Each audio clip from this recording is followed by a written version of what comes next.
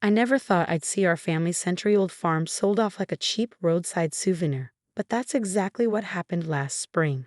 Standing in our weathered kitchen, watching my parents sign away 5 generations of history to the Highland Development Corporation, I felt physically sick.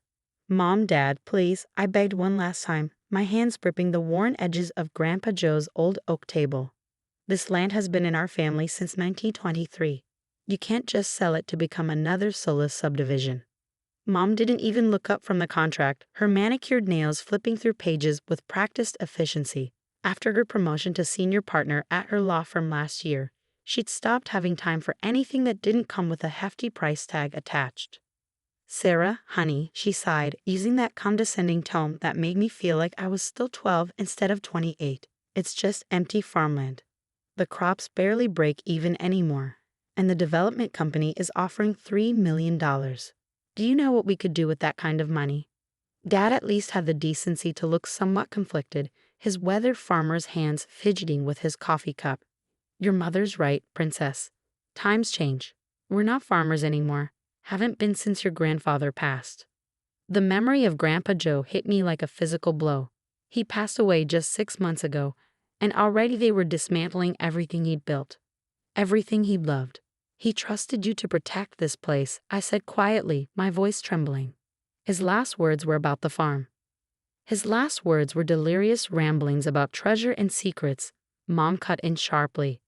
"Really, Sarah, I expected this kind of romantic nonsense when you were younger, but you're an agricultural scientist now. Be practical." That was rich, coming from her. Mom hadn't spent a single day working this land. She hadn't been there during the drought of 2015 when Grandpa Joe and I worked 18-hour days to save what crops we could. She hadn't helped us dig irrigation channels or repair fences or deliver calves in the middle of the night. She hadn't been there when Grandpa Joe would sit on the old porch swing every evening, telling stories about our ancestors who'd built this place from nothing. About great-great-grandfather William Montgomery, who'd first claimed this land, who'd chosen this specific plot for reasons he'd only ever share with his own son. "The land keeps its secrets," Grandpa Joe used to say, his eyes twinkling. "And one day, when the time is right, it'll share them with someone worthy." Mr. Davidson, the development company's representative, cleared his throat politely. "Mrs. Montgomery, if you could initial here and here." His eager voice snapped me back to the present. I watched in helpless fury as my parents signed away our heritage. 500 acres of prime Pennsylvania farmland, land that had sustained our family through the Great Depression, through wars and droughts and everything in between, reduced to nothing more than dollar signs in their eyes. 30 days, Mr. Davidson said smoothly, gathering up the contracts. "We'll begin preliminary surveys next week, but you'll have 30 days to vacate the property completely. The company is happy to provide moving services, of course." "That won't be necessary," Mom replied briskly. "We've already purchased a condo in Philadelphia. Sarah can handle clearing out the farmhouse. It'll give her time to adjust to the situation." I stared at her, blindsided. They'd already bought a condo. How long have they been planning this? "Of course," Dad added quickly, "you're welcome to come live with us, princess. There's no need for you to stay at that little research facility. With your degrees, you could get a corporate job in the city." "I'm staying at the Agricultural Research Center." I cut him off. "My work on sustainable farming practices actually matters to people who care about the land." Mom's lips thinned with disapproval. "Still throwing away your potential on playing in the dirt. At least this sale means we won't have to watch good land go to waste on your experimental organic farming notions anymore." The casual cruelty of her words left me speechless. I'd spent the last 3 years implementing new farming techniques on our land, working with the research center to prove that traditional family farms could be both sustainable and profitable. The test plots had just started showing promising results. But none of that mattered now, not to them. Mr. Davidson stood, offering his hand to my parents. "Congratulations on the sale. Highland Development will transform this property into the most exclusive residential community in the county. The Montgomery Farm Estates will keep the name, of course, to honor the heritage." I couldn't take it anymore. Grabbing my jacket, I stormed out of the kitchen and into the crisp spring morning. The farm stretched out before me, morning mist still clinging to the fields where the first green shoots of this year's crops were just beginning to emerge. Near the old barn, a pair of red-tailed hawks circled lazily, the same mating pair that had nested on our property for the past decade. Soon their hunting grounds would be covered in concrete and asphalt, their ancient oak tree cut down to make way for some millionaire's mansion. "Sarah, wait." Dad's voice called from behind me, but I kept walking, heading for the back fields where Grandpa Joe and I had spent so many hours working side by side. It was where he taught me everything he knew about farming, about respecting the land and its rhythms. The memories flooded back as I walked. I was 5 years old, sitting on his shoulders as he checked the irrigation lines. 10 years old, helping him mend fences and learning the property's boundaries. 15, driving the tractor for the first time, his patient voice guiding me through the gears. And just last year, 27 years old with a PhD in agricultural science, showing him the results of my organic farming trials. His eyes had lit up with pride as he'd examined the improved soil samples, the increased crop yields. "You see it, don't you?" He'd asked that day, his voice already weakened by the cancer that would take him just months later. "You understand what this land can do, what it can be?" I'd nodded, not realizing then that we were running out of time, that he was trying to tell me something important. A glint of metal caught my eye, pulling me from my memories. I was standing near the old stone wall that marked our property's southern boundary, and something was reflecting the morning sun. Bending down, I brushed aside some loose dirt to find a small brass key, old and green with age. My breath caught. I recognized it immediately. It was the key to Grandpa Joe's old study in the barn, the private space where he kept all his farm records and family documents, the room he'd specifically left to me in his will, though I hadn't been able to bring myself to go through it since his death. "The land keeps its secrets," his voice whispered in my memory, "until the time is right." Looking back toward the farmhouse, I could see the development company's sleek black SUV pulling away down our long gravel drive. My parents' car followed shortly after, heading toward their new city life without a backward glance. They'd given me 30 days to clear out generations of history, 30 days to say goodbye to everything I loved. But standing there with Grandpa Joe's key in my hand, watching the morning sun climb over fields that had sustained my family for 100 years, I felt something else stirring beneath my grief and anger. Hope. Grandpa Joe had never done anything without a reason. He'd never simply given up or taken the easy path. And in those final days, he tried to tell us something about the farm. Something my parents had dismissed as the ramblings of a dying man. But what if they were wrong? What if the land really did have secrets to share? And what if just maybe I had 30 days to discover them? The key felt warm in my palm as I closed my fingers around it, my decision made. I might not be able to stop the sale, but I could spend these last days uncovering whatever Grandpa Joe had wanted us to know.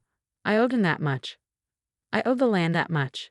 Behind me, the hawks called out, their cries carrying across fields that had witnessed a century of Montgomery family history. Soon, those fields would be gone, transformed into another cookie-cutter luxury development. Unless Grandpa Joe had left behind something that could change everything.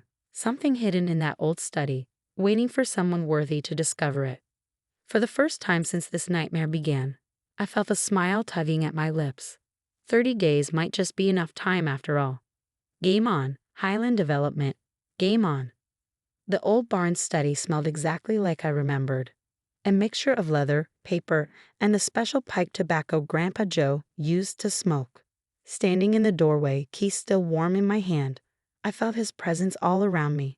The afternoon sun filtered through dusty windows, illuminating dancing motes in the air and casting long shadows across his massive oak desk. I hadn't been in here since before his passing. The room looked frozen in time, farming journals stacked neatly in one corner, his favorite leather chair still pulled away from the desk as if he'd just stepped out for a moment. A half-finished cup of coffee, long since dried up, sat next to a worn notebook. "Okay, Grandpa," I whispered, running my fingers along the desk's smooth surface. "What were you trying to tell us?" The study wasn't large, maybe 15 feet square, but every inch held purpose. Floor-to-ceiling bookshelves lined 3 walls, filled with agricultural references, family photo albums, and meticulously maintained farm records dating back decades. The 4th wall featured a large map of our property, yellowed with age but carefully preserved under glass. I started with the desk drawers, working methodically. The first two contained ordinary items, office supplies, more farming journals, equipment manuals.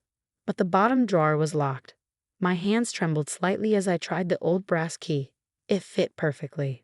Inside, I found a single leather-bound journal, its pages brittle with age. The inscription on the first page made my heart skip. Property of William Montgomery, 1923. My great-great-grandfather's journal. The man who first claimed this land. I carefully turned the pages, his elegant handwriting bringing the past to life. After months of searching, I finally found it. The geological surveys confirm what the old tales suggested. This land is unique. The mineral deposits alone would make a man wealthy, but that's not why I chose it. There are greater treasures here, things that must be protected. A sharp knock at the barn door made me jump. Through the study window, I could see a Highland Development truck parked in our drive. Quickly tucking the journal into my bag, I headed downstairs. Two men in corporate polo shirts were waiting, looking impatient. Miss Montgomery? The taller one stepped forward. I'm Steve Randall, Chief Surveyor for Highland. We need to begin our preliminary work today. I straightened my spine, channeling Grandpa Joe's quiet strength. The contract gives us 30 days before you can start any development work. The contract gives you 30 days to vacate, he corrected smoothly. We can begin surveys immediately. We have permits. He held up an official-looking document. My mother's signature was clearly visible at the bottom. She must have signed additional paperwork without telling me. Fine, I said tightly, but stay away from the old barn. We're still clearing out personal property. Steve's smile didn't reach his eyes.